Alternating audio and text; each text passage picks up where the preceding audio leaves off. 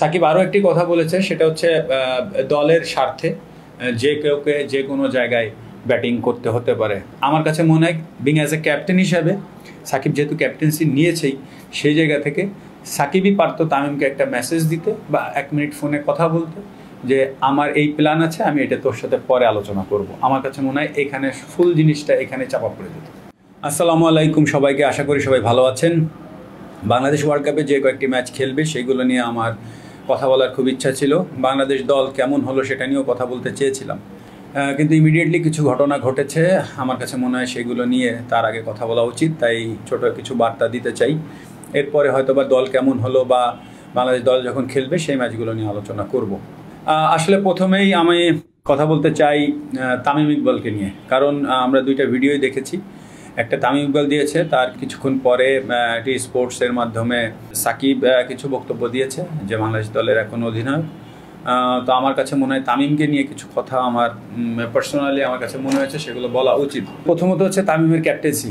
World কাপে না যাওয়ার বিষয়টা পরে আসছি, বাট প্রথমে ক্যাপ্টেন্সি আমার কাছে কোনো অ্যাঙ্গেল থেকেই মনে হয়নি যে তামিমের ক্যাপ্টেন্সি ছাড়া উচিত হয়েছে। এখন তামিম একটা ইস্যুস ছিল, সেটা হচ্ছে ইনজুরি। এখন ইনজুরিটা থাকলে আসলে কিছু করার নাই, এবং ক্লিয়ারলি তার ইনজুরি ছিল।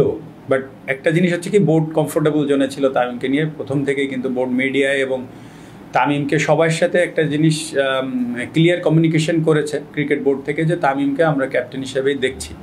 সেই জায়গা থেকে তামিম ক্যাপ্টেন্সি আসলে ছাড়াটা প্রয়োজন ছিল কিনা ইনজুরির সাথে মিলিয়ে, সেটা তামিমই ভালো বলতে পারবে। এবং সেটা যদি কনসিডারের জায়গায় নেওয়া হয়, নেক্সট স্টেপটা তামিমের যেটা ছিল সেটা হচ্ছে যে বোর্ডের কেউ না কেউ তার সাথে কথা বলেছে, এবং কথা বলার পরে সে কিছুটা উত্তেজিত হয়ে যায়, এবং উত্তেজিত হওয়ার পরে সে দলে থাকতে চায়নি। আমি মনে করি যে এটাও একটা ভুল সিদ্ধান্ত ছিল। আমার কাছে মনে হয়নি যে তামিমের ক্যাপ্টেন্সি ছাড়া উচিত হয়েছে। কী জন্য? কারণ বোর্ডও কমফোর্টেবল জোনে ছিল, এবং বোর্ড ক্লিয়ার কমিউনিকেশন সবার সাথে করেছে, মিডিয়ার সাথেও কথা বলেছে যখন তখন, কিন্তু একটা জিনিস স্পষ্টভাবে বলেছে যে তামিম ক্যাপ্টেন থাকা নিয়ে ক্রিকেট বোর্ডের কোনো সমস্যা নাই। এখন পয়েন্ট ছিল হচ্ছে তামিমের ইনজুরি। তামিম এই জন্য ইনজুরির কারণে কনফিউজড হয়ে ক্যাপ্টেন্সিটা ছেড়েছে। এখন সেই জিনিসটা তামিমকে আর একটু ওয়েট করে অ্যানালাইসিস করা উচিত ছিল কিনা, যে সে আসলে ওয়ার্ল্ড কাপ পর্যন্ত যে কতটুকু ফিট থাকবে এবং আসলে কি অবস্থায় যাবে, সেটা একটা বিষয় ছিল। কারণ ক্যাপ্টেন্সি যদি চেঞ্জ করতেই হতো ওয়ার্ল্ড কাপের আগে না করে, আইডিয়ালি ছিল আরও 6 মাস এক বছর আগে করা। তো যেহেতু তামিমকে বিসিবি ধরেই রেখেছিল তামিম ক্যাপ্টেন্সি করবে, তো সেই ক্ষেত্রে তামিমকে ওই সুযোগটা কিন্তু ক্রিকেট বোর্ড দিয়েছিল।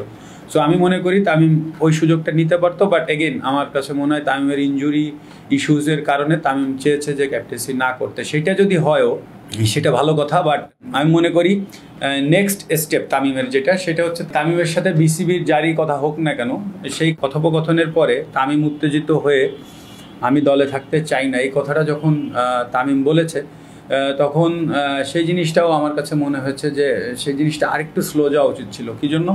রাগ ক্ষোভের উপরে মানুষ যে সিদ্ধান্তই নেয় না কেন সেটা কখনো সঠিক সিদ্ধান্ত হয় না। এটা কিন্তু আমরা সবসময় দেখে এসেছি, এবং ব্যক্তিগত জীবনেও কিন্তু এই জিনিসগুলো ভালো একটা কাজে লাগে না। তাই আমি মনে করি যে তামিমের সিদ্ধান্ত আরেকটু ভেবেচিন্তে নিলে হয়তোবা জিনিসটা ভালো হতো। আচ্ছা, আরেকটি গুরুত্বপূর্ণ বিষয় সেটা হচ্ছে তামিম ইকবাল মেনশন করেছে তার বক্তব্যে, সেটা হচ্ছে যে ক্রিকেট বোর্ড থেকে যিনি কথা বলেছে তামিমের সাথে, তিনি হয়তোবা বলেছেন যে তুমি প্রথম ম্যাচটা একাদশে থেকো না, বা থাকলেও নিচে ব্যাটিং করো। আমার কাছে মনে হয় এখানে বেশ কিছু কথা বলার আছে।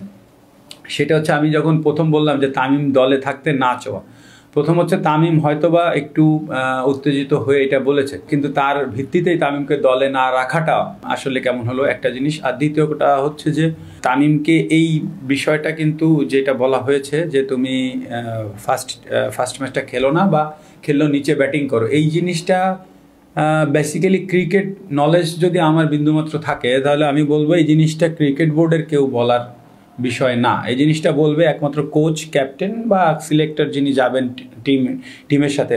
মূল কথা হচ্ছে টিম ম্যানেজমেন্ট বলবে। টিম ম্যানেজমেন্ট যদি বলে সেই জিনিসটা বাংলাদেশের থেকেও বলতে পারে, সেই জিনিসটা টিম অ্যানাউন্সমেন্টের পরে যে ইন্ডিয়ায় যে বসেও বলতে পারতো ম্যাচের 1 দিন আগে 2 দিন আগে, যেটা আইডিয়াল সিচুয়েশন হয় সাধারণত। উইকেট অ্যাসেস করার পরে সাধারণত কোচ, ক্যাপ্টেন সাধারণত একটা সিদ্ধান্ত নিয়ে থাকে যে আসলে তাদের অপোনেন্ট কি, অপোনেন্টের বোলার কি, তখন আসলে এইসব চিন্তা করে কিন্তু একটা সিদ্ধান্ত হয়। সেটা এত আগে করা, সেটার আসলে কারণ কি আমি জানি না, হয়তো বা থাকতে পারে, বাট এই প্রশ্নটা আমার কাছে এসেছে, আমার কাছে মনে হয়েছে। আরেকটা বিষয় হচ্ছে তামিমকে কেন আমার কাছে মনে হয়েছে এই কথা এখন বলা উচিত হয়নি, সেটাও আমি বলি। সেটা হচ্ছে তামিম কিন্তু ভেবে চিন্তা করেই পৃথিবীর যে কোনো খেলোয়াড় যখন রিটায়ারমেন্টে যায় তার ইমোশনসে কিন্তু ধাক্কা লাগে, খুব স্বাভাবিক। কারণ এই খেলাটা প্রত্যেকটা খেলোয়াড় এত বেশি পছন্দ করে যে এই খেলাটা যখন ছেড়ে যায় তখন কিন্তু তার খুব স্বাভাবিকভাবে মন মানসিকতা ভালো থাকে না। তো আমরা দেখেছি তারই বহিঃপ্রকাশ, তামিম যখন রিটায়ারমেন্টে যায় চিটংয়ে প্রথম ওয়ানডের পরে আফগানিস্তানের সাথে, তো তামিম কিন্তু কথা ঠিক মতো বলতেই পারেনি, কান্নাকাটি করেছে, এবং তারপরে তামিম কিন্তু রিটায়ারমেন্টে গিয়েছে।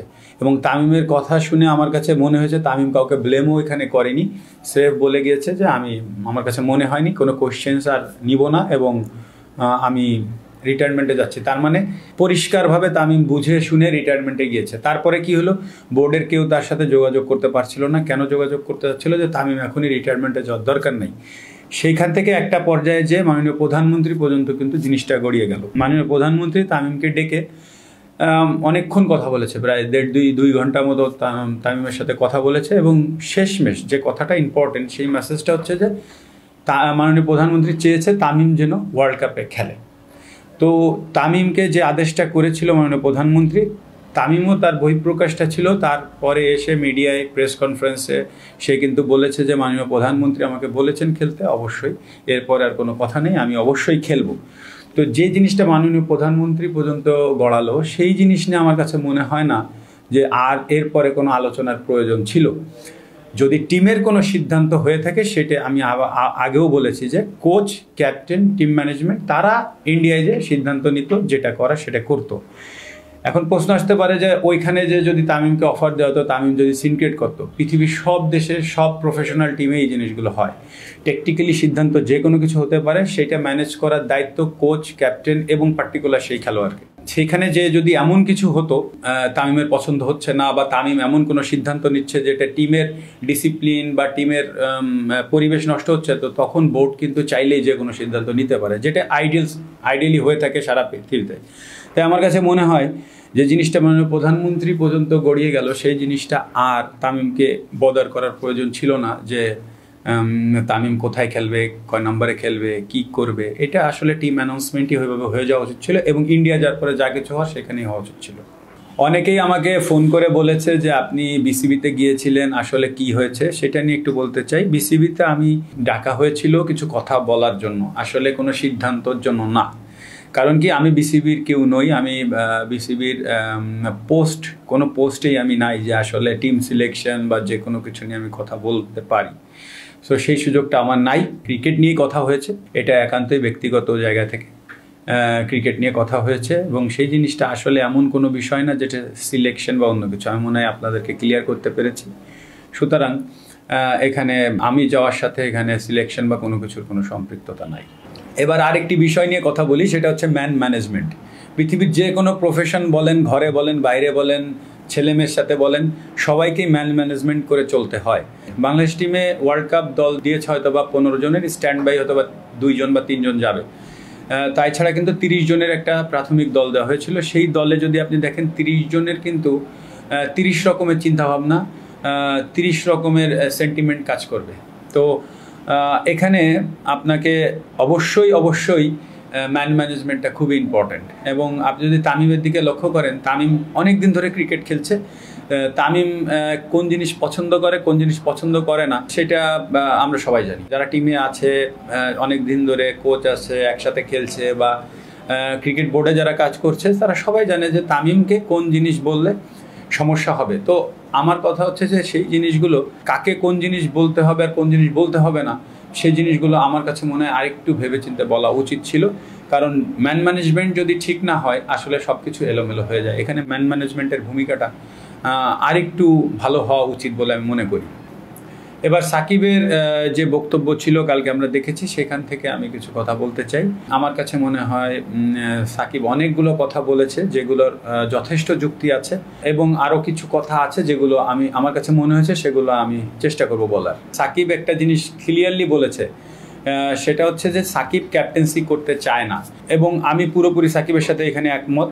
কারণ সাকিবের আসলে ক্যাপ্টেন্সি করে গেইন করার আর কোনো কিছু নাই, এটা সাকিব ক্লিয়ারলি বলেছে। সাকিব স্রেফ খেলাটাকে এনজয় করতে চায়, টিমের সাথে থাকতে চায় এবং ভালো খেলতে চায় এবং দেশের জন্য কিছু করতে চায়, এটা একদম ক্লিয়ার মেসেজ। কিন্তু দেখেন তারপরেও সাকিবকে যখন তামিম মানে ক্যাপ্টেন্সি ছেড়ে দিল, তারপরে কিন্তু সাকিবকে অলমোস্ট পুশ করা হয়েছে এবং সাকিব কিন্তু দেশের কথা চিন্তা করে, বাংলাদেশ ক্রিকেটের কথা চিন্তা করে ক্যাপ্টেন্সিটা নিয়েছে। এটা আমি মনে করি সাকিবকে সাধুবাদ জানানো উচিত।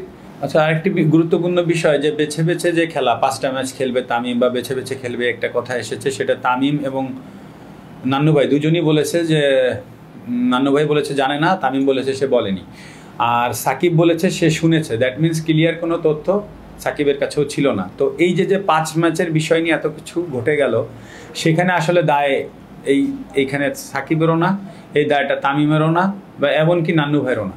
এখানে যে জিনিসটা হচ্ছে, যে বা যারা এই 5 ম্যাচটা মিডিয়ায় ছড়িয়ে দিয়েছে তাদেরকে আসলে খুঁজে বের করা খুব ইম্পর্টেন্ট। কারণ এখানে এই দুইজনের ভেতরে যে এই বিষয় নিয়ে আলোচনাটা শুরু হয়েছে, এই জিনিসে এরা দুইজনের কেউ আসলে আমার কাছে মনে হচ্ছে না তারা জানতো বা জানার কথা। সাকিব যেহেতু দলের ক্যাপ্টেন, সেই হিসাবে আমি বলতে চাই, সাকিব একটা কথা বলেছে কালকে যে অফ দ্য ফিল্ড সব কিছু ঠিক করে অন দ্য ফিল্ডে তাকে অ্যাকশন নিতে হয় বা সিদ্ধান্ত নিতে হয়। এইখানে আমি মনে করি সাকিব যেহেতু বাংলাদেশ দলের ক্যাপ্টেন হয়ে গেছে, যে ইনসিডেন্টগুলো ঘটছে সেই ক্ষেত্রে বা প্রথম ম্যাচ খেলা নিয়ে বা প্রথম ম্যাচে ব্যাটিং অর্ডার একটু পরে নিয়ে সেটা যদি কথা বলতেই হয়, বা যে কোনো আলোচনা যেহেতু শুরু হয়ে গেছে, সেই ক্ষেত্রে আমার কাছে মনে হয় সাকিব যেহেতু ক্যাপ্টেন হয়ে গিয়েছে, সেই ক্ষেত্রে সাকিব নিজেই পার্সোনালি তামিমকে একটা মেসেজ দেওয়া বা একটা কল করলে কিন্তু আজকে এই আলোচনার জন্ম হতো না।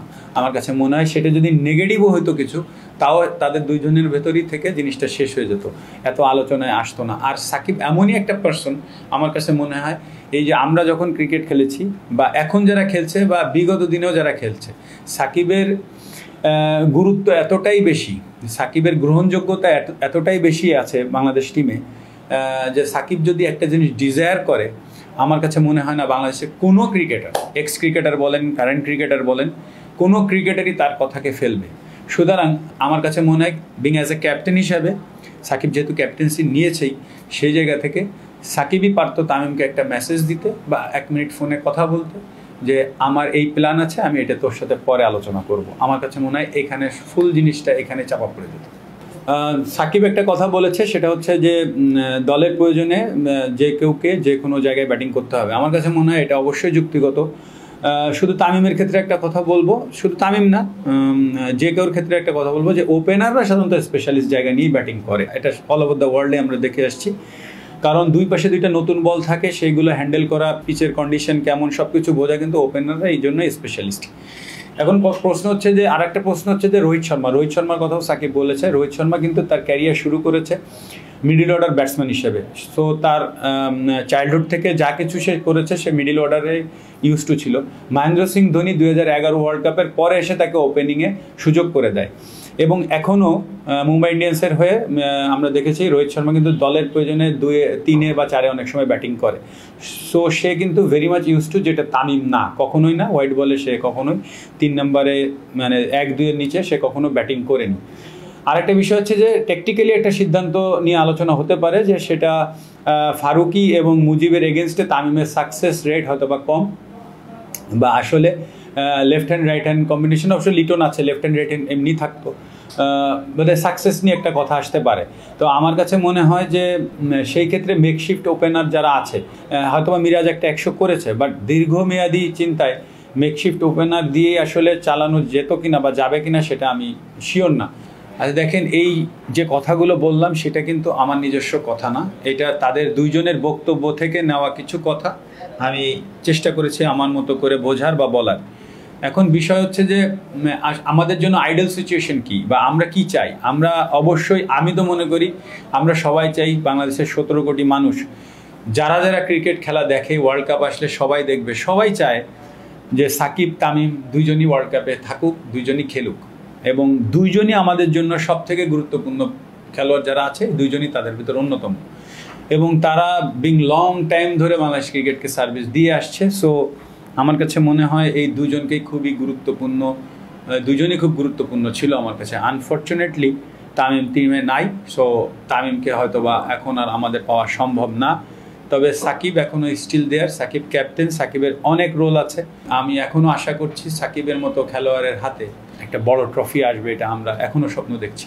তো আমার বিশ্বাস সাকিব এই সব কিছুকে পিছিয়ে ফেলে সামনে এগিয়ে যাবে, এবং এটা আমি না বললেও তাই করতো, কারণ সাকিব ব্যক্তিগত জায়গা থেকে সাকিবকে আমার কাছে এতটুকু মনে হয় যে তার ক্যারেক্টার অনেক স্ট্রং, সে যে কোনো জিনিসকে পিছিয়ে ফেলে সামনে এগিয়ে যেতে পারে, এবং আমি শিওর যে সাকিব দলকে নিয়ে মানে পজিটিভভাবেই সামনে এগিয়ে যাবে এবং তারা তাদের বেস্ট ক্রিকেট খেলে আসবে। এটা আমি পরিশেষে আমি এতটুকুই বলবো যে সাকিব এবং তামিম এই দুইজনকে নিয়ে আসলে যে কথাগুলো হচ্ছে সেটা তৃতীয় পক্ষের জন্যই। তো তৃতীয় পক্ষ যে আসলেই ক্ষতিকারক সেটা আবার প্রমাণিত।